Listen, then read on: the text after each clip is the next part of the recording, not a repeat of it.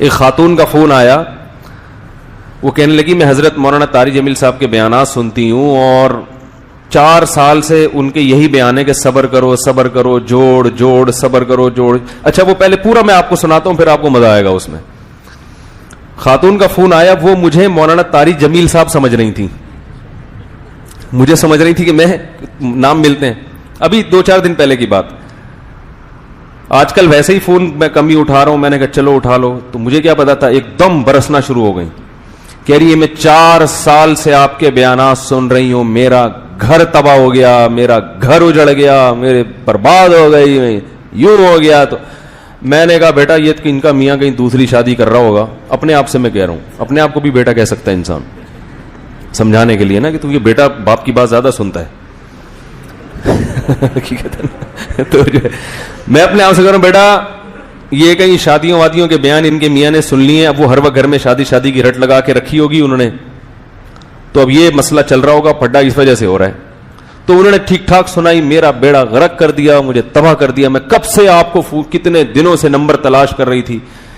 میں نے کہا سن لو, بیچاری دکھی ہے, تسلی سے اپنی بھڑاس نکالنے دو, پھر میں آرام سے پوچھوں گا ہوا کیا. پوری بھڑاس انہوں نے نکالی. تو میں نے کہا وہ آپ کے میاں نے میرے شادیوں پہ بیانات سنے ہوں گے, اس وجہ سے آپ کہہ رہی ہیں نہیں شادیوں وادیوں پہ تو نہیں, وہ تو کرتے رہے, مجھے اس سے کوئی وہ نہیں ہے. میں نے کہا پھر کہہ رہے ہیں آپ ہمیشہ جوڑ کی بات کرتے ہیں, برداشت کی بات کرتے ہیں, جوڑ برداشت.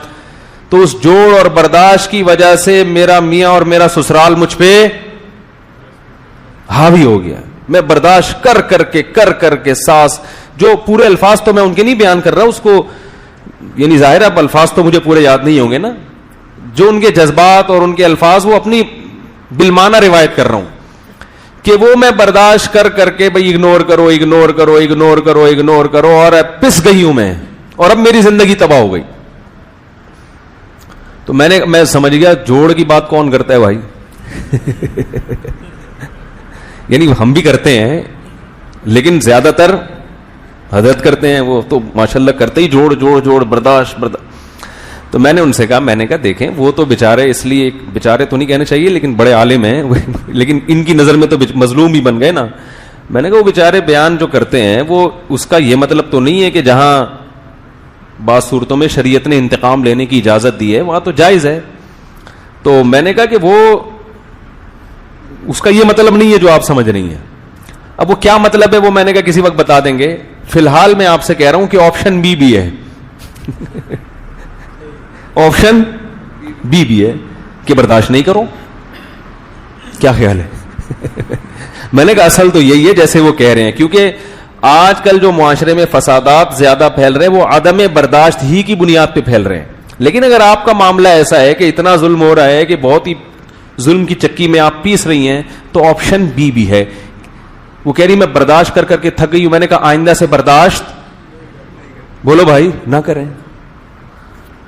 میں نے کہا قرآن میں اللہ کا ارشاد ہے وَجَزَاءُ سَيِّئَةٍ سَيِّئَةٌ مِثْلُهَا, برائی کا بدلہ اسی قدر برائی. یہ اللہ نے اجازت دی ہے, لیکن اللہ نے آگے ترغیب کیا دی, فَمَنْ عَفَا وَأَصْلَحَ, جو معاف کر دے اور اصلاح کر رہے معاشرے کی, تو فَإِنَّ ذَلِكَ مِنْ عَزْمِ الْأُمُورِ, یہ بڑے دل گردے کا کام ہے. یہ بہت پیغمبروں کی سنت ہے. اس میں ایک ہمیں اس آیت سے کیا پتہ چلتا ہے کہ نمبر 1 کہ اسلام میں بدلہ لینا بھی بولو نا بھائی جائز ہے. ایک بات تو یہ پتہ چلتی ہے, بدلہ لینا بھی کیا ہے جائز ہے. نمبر 2 معاف کرنا افضل ہے, لیکن کب؟ فمن عفا واصلح, معاف کرے اور معاشرے کی اصلاح کرے. پتہ چلا معاف کرنے سے اگر معاشرے کو فائدہ ہو رہا ہے پھر معاف کرے, فائدے کے بجائے نقصان ہو رہا ہے تو پھر معاف کرنے کی ترغیب. بھائی بول لیں اتنی خوبصورت بات کی ہے میں نے, اللہ نے کی ہے, میں نے نہیں کی ہے. اسلام دین فطرت ہے. بعض دفعہ معاف کرنے سے فائدے کے بجائے کیا ہو رہا ہوتا ہے؟ نقصان ہو رہا ہوتا ہے. جیسے حدیث میں آتا ہے کہ اگر ایک صحابی نے پوچھا یا رسول اللہ مجھ سے اگر کوئی میرا مال چھیننے کی کوشش کرے میں کیا کروں؟ فرمایا نہیں دو. یا رسول اللہ وہ مجھ سے لڑتا ہے، فرمایا لڑو تم بھی. یا رسول اللہ وہ مجھے قتل کرنے کی کوشش کرتا ہے، فرمایا اس کو مار دو جان سے. آپشن بولو بھائی بھی. کیا کرو؟ اس کو مار. پھر نبی نے ترغیب دی، فرمایا اس نے تمہیں اس لڑائی کے دوران قتل کر دیا تو تم شہید ہو، تم نے قتل کر دیا تو وہ جہنم میں. شہادت کا مرتبہ مل رہا ہے کس پہ؟ پھڈا کرنے پر. کیوں؟ یہاں معاف کرنا بھی جائز ہے. کئی ڈاکو چھیننے کے لیے آئے تو ضروری نہیں ہے کہ آپ لڑ کے جان ہی دے دیں اپنی، ضروری نہیں ہے. لیکن ترغیب کس کی دی جا رہی ہے؟ کہ لڑو اپنے حق کے لیے.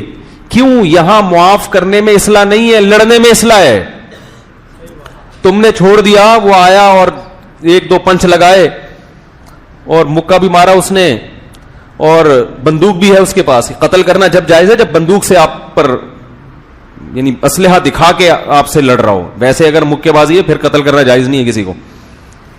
بھائی اصل آپ کو پتا ہے نا کہ آپ مار بھی سکتا ہے آپ کو، تو دفاع میں آپ اس کو مار سکتے ہیں. تو یہاں معاف کرنے میں اصلاح نہیں ہے، یہاں انتقام لینے میں معاشرے کی کیا ہے. کیونکہ اگر ان لوگوں کو آپ چھوڑ دو گے کل یہ کسی اور کا بٹوا چھینے گا.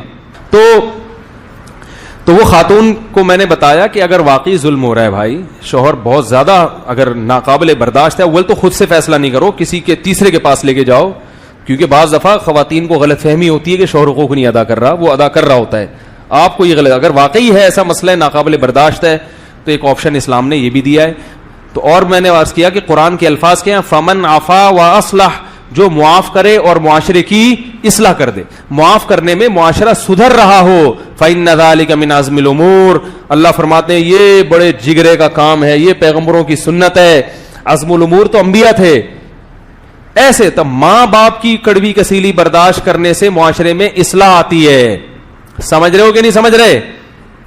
اس سے معاشرے میں کیا ہوتی ہے؟ بھائی بوڑھا باپ ہے، بوڑھی ماں ہے، اس نے تمہاری خدمت کی، برداشت کر لو. وہ بیچارے کیا بگاڑ لیں گے تمہارا؟ انہوں نے دو چار ہاتھ لگا دیے، مار لیا تو کھا لو مار. بوڑھے باپ کی مار میں اللہ نے کیا رکھی ہے؟ بڑی زرخیزی ہے. جیسے کھیتی کو سیراب کرنے کے لیے کھاد اور پانی چاہیے نا، تو باپ کی مار بیٹے کے لیے کیا ہے؟ دنیا اور آخرت میں عزت کا ذریعہ ہے. میں نہیں کہہ رہا بیٹے کو مارے، لیکن اگر ابا نے ہاتھ اٹھا لیا برداشت کرو. یہاں اسلام کیا کہہ رہا ہے؟ وَلَا تَقُلْ لَهُمَا اُفٍّ. لیکن اس کی بھی ایک حد ہے، اس کی بھی ایک باؤنڈری ہے. اگر اتنا زیادہ باپ ظلم کر رہا ہے اولاد پر کہ اولاد کے لیے برداشت سے معاملہ باہر، بہت کوشش کر لی، لیکن ایک اللہ نے ربڑ کا تو نہیں بنایا نا، لوہے کا تو نہیں بنایا، ہمیں لچک رکھی ہے. تو پھر ایسے لوگوں کو میں مشورہ دیتا ہوں کہ بھائی اگر واقعی اس طرح سے ہو رہا ہے تو پھر آپ والد سے علیحدگی اختیار کر لو. لیکن یہ انتہائی آخری درجہ ہے، اکثر تو برداشت ہی کرنا پڑتا ہے. لیکن اگر بہت زیادہ معاملہ خراب ہو گیا ہے تو پھر اس سے پہلے کہ اسٹریس میں جاؤ، ڈپریشن کے مریض بنو، ابا سے بولو بھائی علیحدہ، گھر چینج کر لو.